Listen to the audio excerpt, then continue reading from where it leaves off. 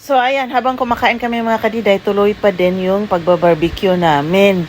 So ayan, ito na yung last na isasalang namin mga kadiday. Tapos gumamit na talaga si chef ng gunfire.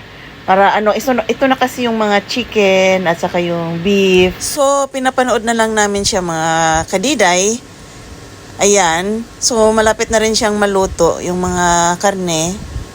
Talagang busog na talaga kami sa mga oras na yan, mga kadiday. So, yung ibang mga kasamahan namin naman ay nagpapahinga na sila. Nakaupo na sila dito sa living room habang nag-uusap. Ayan, nanonood ng TV.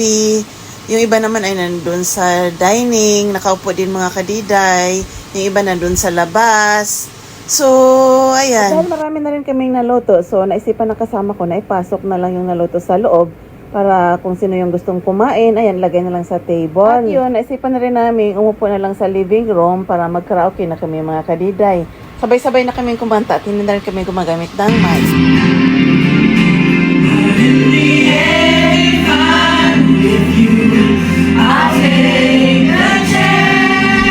At yun lang for today's video. Thank you for watching.